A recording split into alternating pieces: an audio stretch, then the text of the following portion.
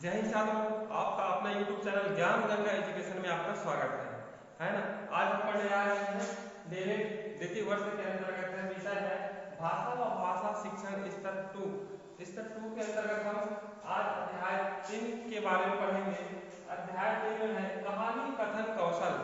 कहानी कथन कौशल अर्थात कहानी को किस प्रकार विभिन्न कौशलों के माध्यम से कहा जाए, अर्थात एक शिक्षक के अंदर कहानी कहने के कौशल का गुण होना चाहिए। अगर कहानी को सही ढंग से वह कक्षा में बता नहीं पाएगा तो बच्चों को अच्छा नहीं लगेगा, रोमांचक नहीं आएगा। तो इस प्रकार कह सकते हैं कि कहानी कहने के कौशल का गुण एक शिक्षक में या जितने भी शिक्षक हैं उन सब में वो गुण होना चाहिए जिनसे बच्चों का अधिक से अधिक जिज्ञासा को शांत कर सके, बच्चों की कमजोरियों को पता लगा सके, बच्चों की मनोभावों को जान सके, उन्हें क्या चाहिए। तो इस प्रकार कह सकते हैं कि कहानी कथन कौशल अर्थात कहानी कहने की कौशल शिक्षकों को आनी चाहिए।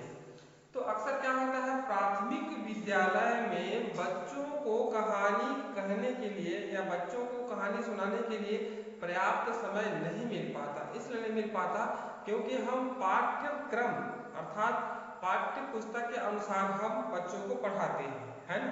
पाठ्य पुस्तक के अनुसार बच्चों को जब पढ़ाते हैं तो कहानी कहने का टाइम नहीं मिलता, है ना। तो टाइम इसलिए नहीं मिलता क्योंकि बहुत सारे काम है, उनको बहुत सारी जिम्मेदारियां शिक्षकों को, जिनके कारण उनको यह मौका नहीं मिल पाता। और साथ ही साथ आजकल के जो शिक्षक है कहानी को उतना तवज्जो नहीं देते जितना देना चाहिए, है ना। आज बच्चे के मानसिक शारीरिक विकास को ध्यान में रखते हुए अधिक से अधिक छात्रों को कहानी सुनाना चाहिए। साथ ही साथ कहानी कहने के 1 या 2 घंटे होना चाहिए दिन में, है ना। इससे यह होगा कि बच्चों को अनेक प्रकार की कहानियां सुनने के मौका मिलेंगे और अनेक प्रकार के अपने ज्ञान को आगे बढ़ा सकते हैं। वह कुछ तर्क कर सकते हैं, कुछ वह अपने से जोड़ सकते हैं। और बच्चे जानते हैं कि कहानी के माध्यम से वो जो मेन व्यक्ति होता है अर्थात जो उनका हीरो होता है उन्हीं में अपने आप को ढालने का प्रयास करता है। अगर मैं ऐसा होऊंगा तो क्या होगा। तो इस प्रकार कहानी में अपने आप को बालक रखते हैं और रखकर बहुत सारी समस्याओं का निदान करना चाहता है। तो इस प्रकार छात्रों को अधिक से अधिक कहानी सुनाना चाहिए और एक शिक्षक का भी कर्तव्य है कि बहुत सारे कहानियों को वह जाने, उसमें वह अधिकार प्राप्त कर ले, है ना। अधिकार प्राप्त कर ले और उसको पूर्णतः ऐसे ढंग से बच्चों के सामने पेश करे जिनसे वह अधिक से अधिक छात्रों के जो उनको चाहिए उनकी पूर्ति कर सके। इस प्रकार प्रत्येक शिक्षक के अंदर यह गुण होनी चाहिए। और बहुत शिक्षा शास्त्रियों ने यही कहा है कि छात्रों को कहानी सुनाने के लिए एक प्रकार से अलग से घंटी की व्यवस्था की जाए जिनके अंतर्गत उन सारे बच्चों को कहानी सिखाया जाए, ठीक है, सॉरी कहानी सुनाया जाए, है ना। कहानी सुनने से जो भाषाई कौशल है उन सारे कौशलों का विकास होता है। पहले सुनने के कौशल का, सुनकर बोलने के कौशल का, बोलकर पढ़ने का कौशल का और लिखने के कौशल, अर्थात कहानी के द्वारा इन सारे कौशलों का विकास हो जाता है। तो इस प्रकार छात्रों को अधिक से अधिक कहानी सुनाया जाए, ठीक है। आइए अब चलते हैं नेक्स्ट, कहानियां कहाँ से लाएं। अब समस्या ये है कि हम बच्चों को कहानी सुनाएं, ठीक है, तो उसके लिए कहानियां कहाँ से लाएं। तो पहला है पंचतंत्र की कहानियां। पंचतंत्र की कहानियां जिसमें शेर, बकरी, भालू जितने भी पशु से संबंधित है उन कहानियों को ले सकते हैं, ठीक है। दूसरा है जातक कहानियां। जातक कहानी के अंतर्गत जो बड़े बुजुर्गों द्वारा कही गई है, ठीक है, उन कहानियों को ले सकते हैं। तीसरा है महाभारत। महाभारत में छोटे मोटे बहुत सारी ऐसे कहानियां हैं जो बच्चों को एक सही दिशा में ले जा सकता है, उन्हें सही मार्ग में ले जाया जा सकता है। जैसे कि भीम अर्जुन की संवाद या कहानी और श्री कृष्ण की कहानी, अनेक प्रकार की जो महाभारत से संबंधित जो कहानियां हैं उन कहानियों को बच्चों को सुनाया जा सकता है। नेक्स्ट है विक्रमादित्य की कहानी। विक्रमादित्य से संबंधित बहुत सारी ऐसी कहानियां हैं जो बच्चों के विकास में बहुत ही कारगर सिद्ध और उपयोगी होंगी। तीसरा विभिन्न लोक कथाएं, कहने का तात्पर्य है कि लोक कथाएं छत्तीसगढ़ की ही नहीं, भारत के जितने भी क्षेत्र है या विश्व के जितने क्षेत्रों की कहानियां हैं, उन कहानियों को बच्चों को कह सकते हैं, अर्थात बच्चों को सुना सकते हैं। तो वहां से भी हम कहानी उठा करके बच्चों को सुना सकते हैं। नेक्स्ट आइए, सरित सागर। सरित सागर एक पुस्तक है जिनमें बहुत सारी कहानियां हैं, तो उन कहानियों को भी बच्चों को सुना सकते हैं, वहां से भी ले सकते हैं। नेक्स्ट है गुलिस्तान बोस्तान, अर्थात ये सूफी कहानियां हैं, इन सूफी कहानियों को भी बच्चों को सुना सकते हैं, अर्थात हम वहां से ला करके बच्चों को सुना सकते हैं। साथ ही साथ अकबर बीरबल, आप सभी जानते हैं अकबर बीरबल की कहानी जो बहुत ही मजेदार होती है और कुछ न कुछ उसमें उद्देश्य होता है, निर्देश होता है, जिनके माध्यम से क्या कर सकते हैं, बच्चों को सुना सकते हैं। तो इस प्रकार हम बच्चों को कहानियां सुनाने के लिए यहाँ से हम कहानियां ले सकते हैं और उनको सुना सकते हैं। अधिकतर क्या होता है, शिक्षकों के पास समस्या होती है, तो हम कहानियां कहाँ से लाएं, कहानियां कहाँ से लाएं। तो हम इन सारे जो भाग है ना, उनसे हम कहानियां ला करके बच्चों को सुना सकते हैं। ठीक है, और ऐसा सुनाए जो बच्चों को बहुत ही अच्छा लगे, प्रिय लगे। आइए नेक्स्ट करते हैं, कहने लायक कहानी। अब कहने लायक कहानी कैसा है ना, क्या जो हम बच्चों को कहानी सुना रहे हैं वो कहने लायक है, बच्चों के लिए उपयोगी सिद्ध होगा, या बच्चे उसमें अपने आप को ढाल पाएंगे, क्या बच्चे अपने ज्ञान का विस्तार कर पाएंगे, क्या बच्चे आगे क्या होगा के बारे में जिज्ञासा उत्पन्न कर पाएंगे। तो ऐसे जो कहानियां होती हैं वह कहने लायक कहानियां होती हैं। ठीक है, तो इन कहानियों का उपयोग करना चाहिए। तो आइए हम चलते हैं, हम एक छोटा सा कहानी सुना रहे हैं आपको, शेर और खरगोश की कहानी। आपने जरूर सुना होगा शेर और खरगोश की कहानी वास्तविक में क्या है। तो आइए इन्हीं के बारे में थोड़ा जानने का प्रयास करते हैं। एक समय की बात है, एक जंगल में बहुत सारे जानवर रहते हैं, उसी जंगल में एक शेर भी रहता था। शेर जंगल के किसी भी जानवर को पकड़कर खा जाया करता था और यह उनका रोज का उत्पात होता था, अर्थात रोज किसी भी जानवर को पकड़कर खा जाया करता था। तो इस प्रकार यह गंभीर समस्या बनी और सभी को भय हो रहा था। जो जंगल के अन्य और जितने भी जानवर थे उन सब भयभीत महसूस कर रहे थे। तो उन सब ने एक दिन मीटिंग बुलाया। मीटिंग में यह निर्णय लिया गया कि शेर का खाना बनने के लिए एक एक करके जाना होगा, तब हम चैन से जी पाएंगे, चैन से मर पाएंगे। इस प्रकार से उन्होंने निर्णय लिया और शेर को भी कह दिया कि शेर महाराज, हम एक एक करके आपका भोजन बनने के लिए जाएंगे, तो आपको मेहनत करने की भी आवश्यकता नहीं होगी, है ना। तो शेर तो और उनके पास भोजन मिल रहा था, इसलिए वह खुशी व्यक्त कर रहा था, है ना, तो मुझे मेहनत करने की आवश्यकता नहीं है। इस प्रकार से वह बोलने लगा, अच्छा है, बहुत अच्छा है। इस प्रकार से इस प्रस्ताव को वह मान गया। तो इस प्रकार दिन प्रतिदिन एक एक व्यक्ति अर्थात एक एक जानवर उनका भोजन बनने के लिए जाया करता था। ठीक है, यह समस्या धीरे धीरे धीरे धीरे समाप्त होने का नाम नहीं ले रही थी। एक दिन खरगोश की बारी आई। खरगोश की बारी आई तो खरगोश, नन्हा छोटा सा खरगोश, है ना, वह सोचने लगा कि अब मैं क्या करूं, अब तो मेरा अस्तित्व खत्म, अब तो मैं मरूंगा, मेरा जीवन कोई उद्देश्य ही नहीं रहा। इस प्रकार से सोचते सोचते सोचते जा रहा था और जाते जाते उनको देर भी हो रही थी। ठीक है, लेकिन उधर से भूख के मारे तड़प रहा था। आज खरगोश की बारी, ये मूर्ख खरगोश क्यों नहीं आ रहा है, इस प्रकार से वो बोलने लगा। ठीक है, इस प्रकार से वो बोलने लगा और भूख के मारे उनके पेट में चूहे कूद रहा है, इधर देख रहा है उधर देख रहा है, कहाँ है खरगोश जिसे खाऊं, और सोच ही रहा है मन में अनेक प्रकार की, जैसे ही आएगा मैं उसको खाऊंगा। इस प्रकार से अनेक बातें उनके मन में चल रही है, मैं भूख के मारे मर जा रहा हूँ, तब आएगा, है ना। इस प्रकार से वह सोचने लगा। लेकिन उधर खरगोश सोचते सोचते आ रहा है, मैं कैसे बचूं, क्या करूं, क्या ना करूं, है ना, बेचारा मायूस धीरे धीरे चलते आ रहा है। तभी उनके मन में बहुत सारे विचार उत्पन्न हो रहे थे। ठीक है, तो जैसे ही खरगोश शेर के पास पहुंचा तो शेर दौड़ते हुए आकर उनके पास पहुंचता और कहता, मूर्ख खरगोश, तू इतनी देर क्यों लगा दी। तो वह कहता है, मैं आ ही रहा था, तभी रास्ते में एक और शेर मुझे रोक लिया और कहने लगा तुम कहाँ जा रहे हो, मैं तुम्हें खाऊंगा।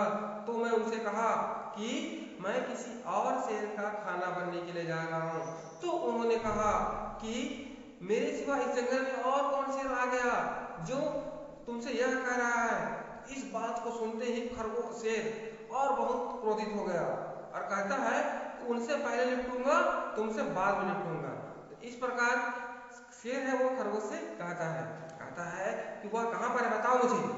तब शेर खरगोश कहता है कि चलिए मैं आपको बताता हूँ। तब उसे रास्ते में जो कुएं पड़ता है उसी के पास ले चलता है ना। एक तरफ खरगोश बैठ जाता है, दूसरी तरफ शेर। कहता है देखो महाराज वही है पानी के अंदर। तो शेर कहता है हाँ हाँ सही में है। कहकर उसको मारने के लिए कूदता है और कूद करके मर जाता है। इस प्रकार खरगोश की चतुराई से क्या होता है, जो शेर है मर जाता है।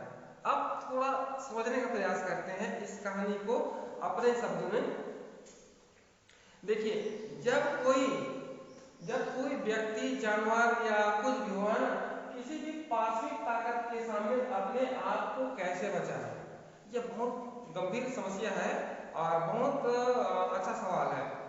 कोई भी व्यक्ति बहुत बड़े जानवर है ना, ताकतवर जानवर, पार्श्विक ताकत है ना, तो बहुत ही ताकतवर जानवर के सामने अपने आप को कैसे बचाए, यह बहुत ही गंभीर समस्या है और अच्छा सवाल है।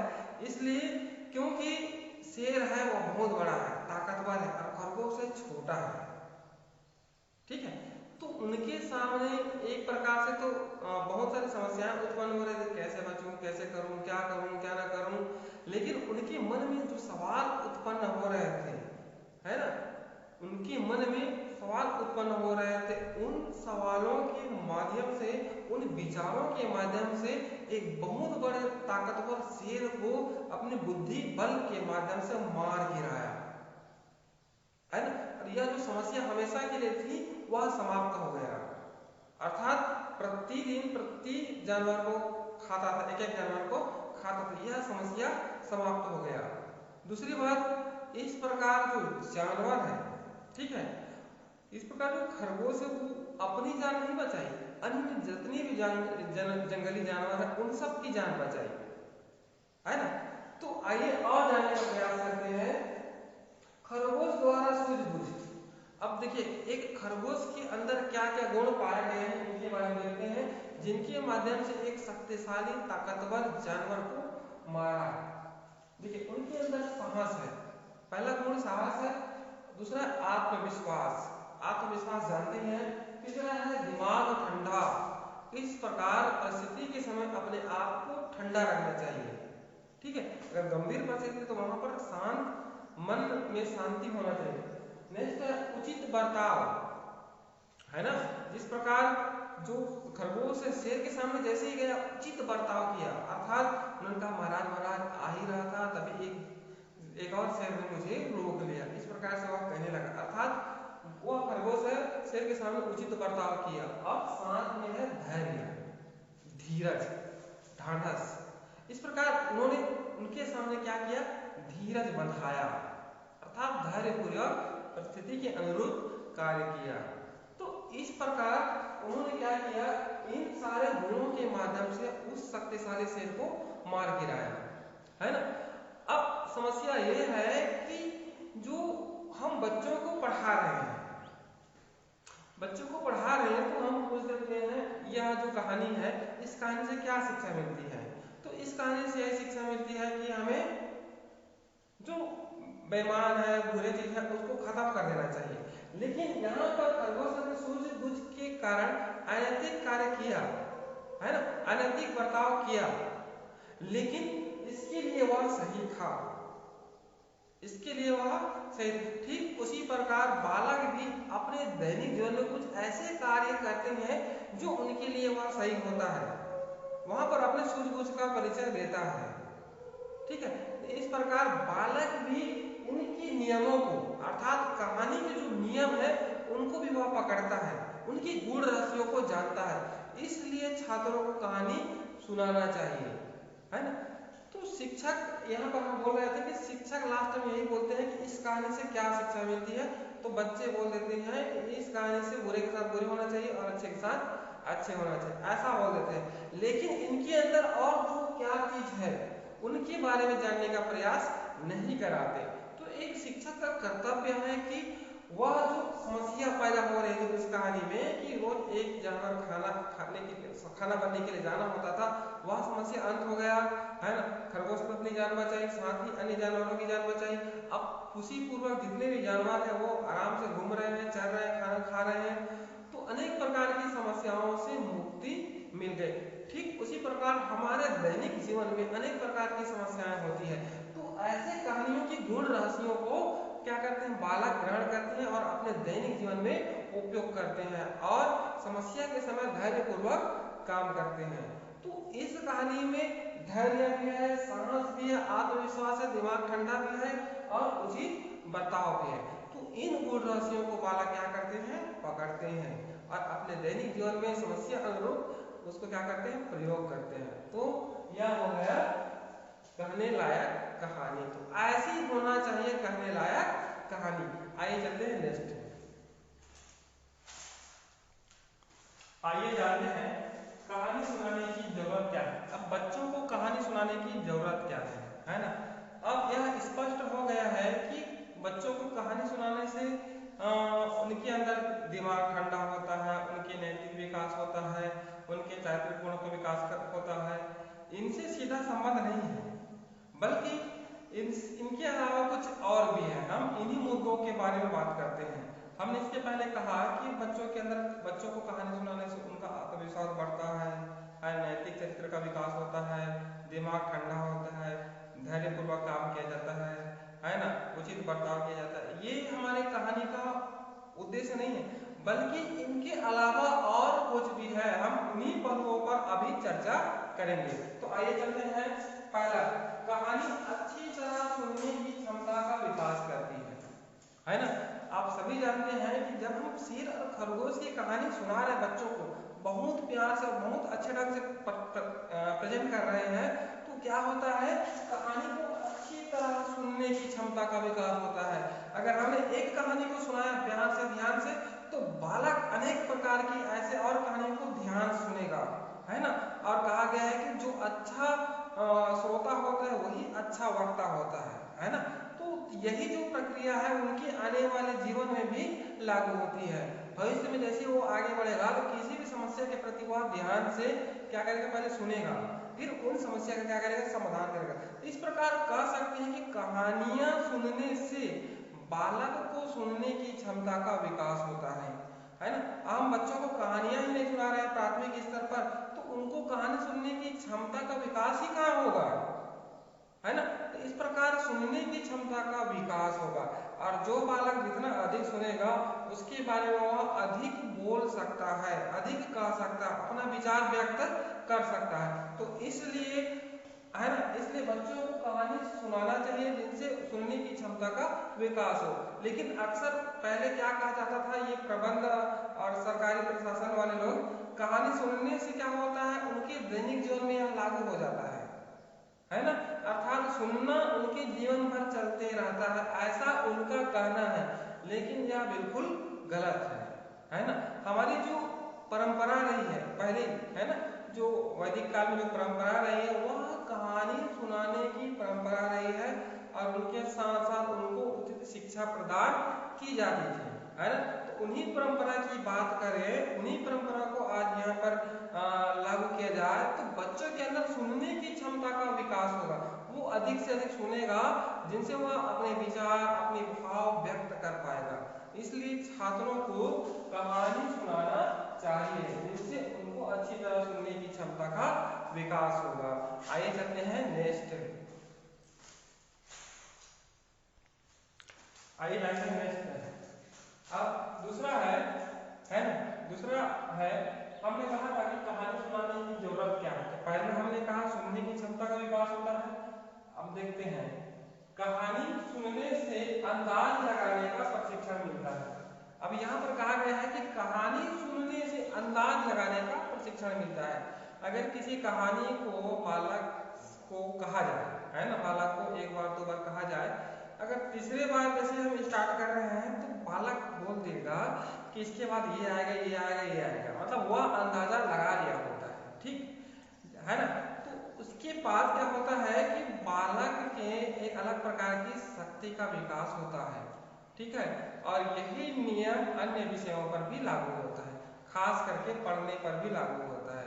अगर हम कोई टॉपिक बालक पढ़ रहे मान है, इसके बाद ये आएगा, इसके बाद ये आएगा, इस प्रकार से उसमें भी पढ़ने में भी अंदाज लगाने का प्रशिक्षण प्राप्त होता है। यह अन्य विषयों में भी लागू होता है, गणित विज्ञान, सामाजिक विज्ञान में, है ना।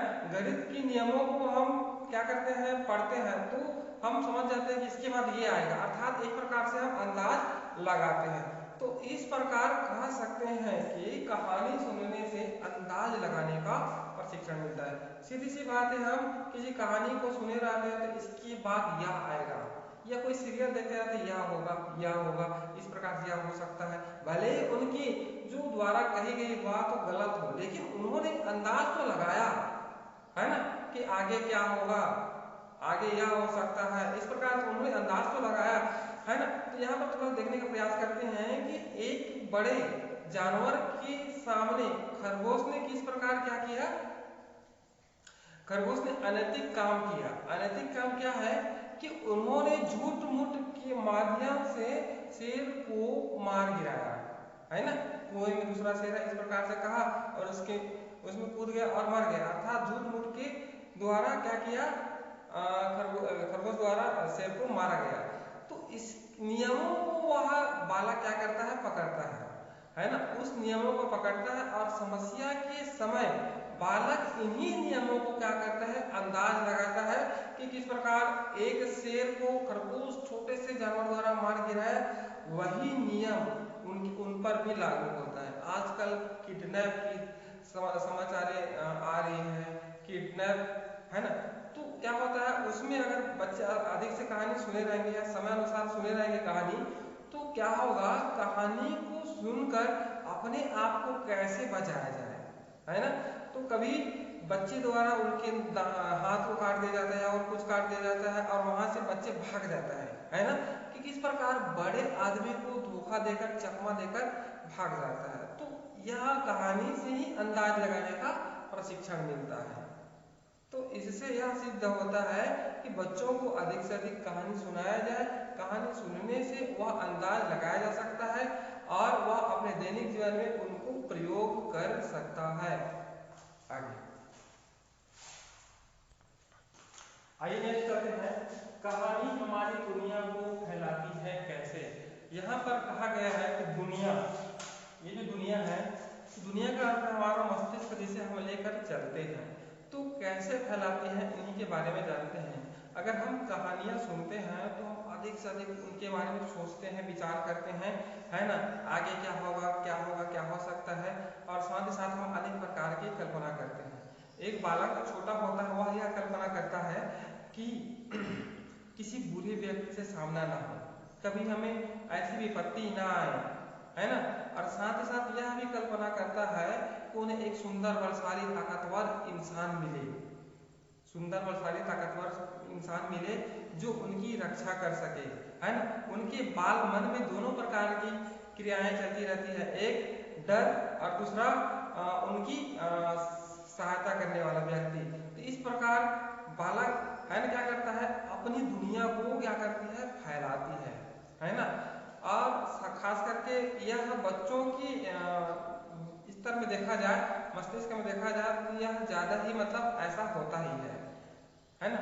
हम अक्सर यही कल्पना करते हैं, कहीं जाते रहते हैं तो कोई बुरे आदमी का सामना ना हो, और साथ ही साथ यह भी कल्पना करते हैं कि कोई अच्छा इंसान मिले, कोई सीधा साधा इंसान मिले जो हमारी रक्षा कर सके, मदद कर सके, है ना। तो इस प्रकार से अब यह कह सकते हैं कि कहानी हमारी अराजक दुनिया को उल्टा पुल्टा नहीं करती है, बल्कि वह अच्छे अनुभव प्रदान करती है कि किस प्रकार एक छोटे से जानवर ने बहुत बड़े विशाल शेर को मार गिराया, है ना।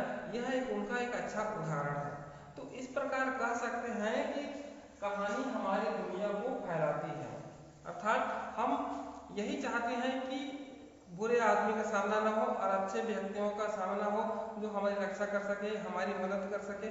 इस प्रकार का साथ ही यह कल्पना करते हैं कि वह भविष्य में अच्छे व्यक्ति बने, ठीक है, अच्छे व्यक्ति बने। और इस प्रकार से क्या करती है, हमारी दुनिया को फैलाती है, अर्थात हमारे मस्तिष्क को और विकसित करती है। आइए नेक्स्ट जानते हैं।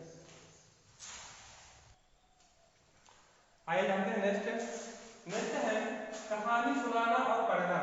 कहानी सुनाना और पढ़ना। सबसे पहले हम कहानी सुनाना को देखेंगे कि किस प्रकार कहानी सुनाना। हम बच्चों को कहानी सुनाते हैं, है ना, तो उसमें शब्द का बहुत बड़ा उपयोग होता है ना। शब्द एक प्रकार से देखा जाए तो पहले स्थिति में देखा जाए तो शब्द निजी संपत्ति है, जिसे दुनिया की चीजों को अलग अलग नाम देते हैं। यहाँ पर कहा गया है दुनिया की चीजों को अलग अलग नाम देते हैं। आप सभी जानते हैं कि हमारे पास शब्द एक ऐसी संपत्ति है जिनका उपयोग हम दुनिया की चीजों को अलग अलग, ये नीम का पेड़ है, ये वो है, वो फलाना है, उनका नाम ये है, इस प्रकार से।